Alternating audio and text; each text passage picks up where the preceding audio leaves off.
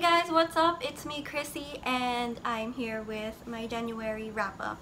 I'm gonna do this thing where I just do it by months again, not the whole 5x5, because I kind of got bored and I want to try something new. I'm trying to be more relaxed this year, and so I'm repping Harley Quinn because me and my friends are gonna watch Birds of Prey later, so yeah.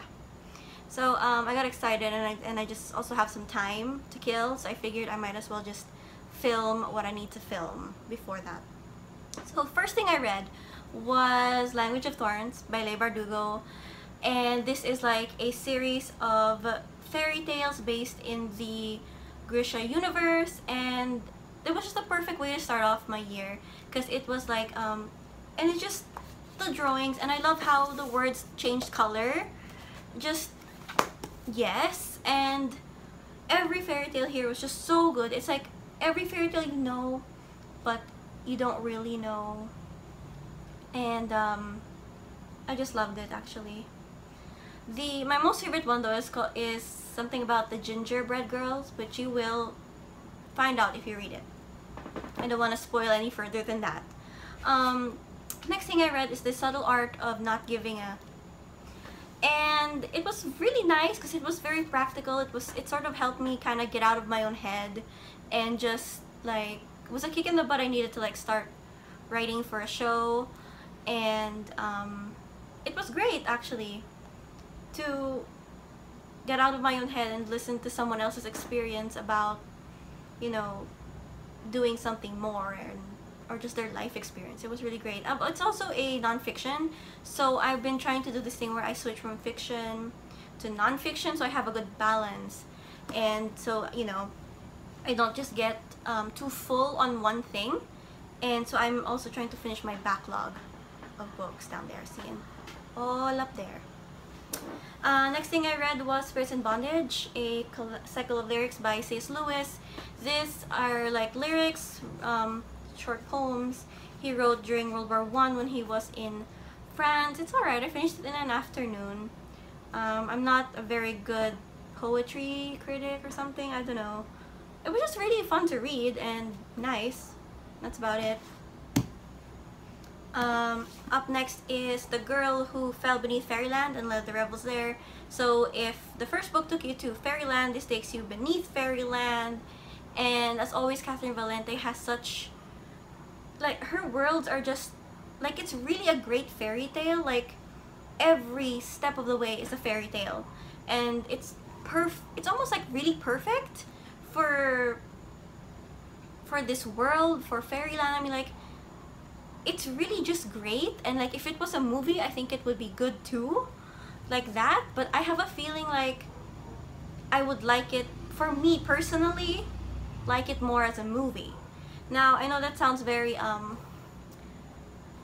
like, I forgot the word, but I know people always prefer the book over the movie, but I don't know, just ever since even book 1 I haven't been able to fully connect to the characters. And that's the sad thing, because I'm like, it's well written, there's like a nice drawing on the beginning of the chapter, every single step of the way it's lyrical, it's highly imaginative, and for some reason I just can't connect, and I want to, I really want to, and I just can't. And like, I know like someone else is gonna love this, but I know, and I wish it was me, you know. But nevertheless, like, Catherine Valente is a great writer, and she should keep on going, and maybe I will like her more adult stuff. Like, I have another one of her books here, but it's not this series, not the Fairyland series, so I'm hoping I can connect to that more.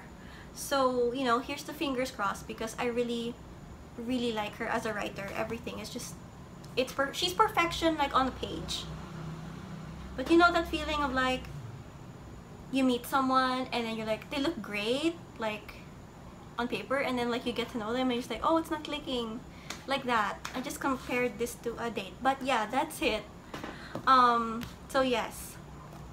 Next I picked up nonfiction, by a Filipino writer. He was an editor for a magazine here. and his name's A.A. Patawaran, and he wrote Right Here, Right Now. Now this is a very encouraging book about writing. Like, it's not like the other one I read that was far more technical, like, okay, this is where I start, how you do this, how you word this, like that.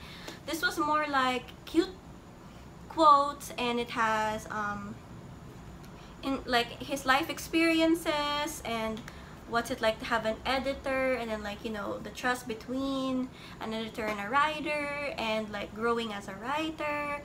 It's just, it was so good to just like know that there isn't really a linear path when it comes to finding out you like writing and then starting to write, because, you know, there are basic guidelines for things, but not everything is linear, and not every experience is the same. And last but not least, yeah, I picked up another Fairyland book, The Girl Who Soared Over Fairyland and Cut the Moon in Two by Catherine M. Valente. I just really wanted to keep going because I know that she's good, and, you know, it was a pleasure. It is a pleasure to read her. It really is. But this is when I was realizing that, yeah, I don't really think I'm connecting so much with this series, you know? And that's so sad because I literally have the last book there, and it's still brand new. I can still read it, but I know that I won't enjoy it as much. And that's just me being completely honest with you guys. And that's not to say I don't recommend this, because yes, like, if like, this is great even for young adult readers, and some adults too, if you want like a break from the normal.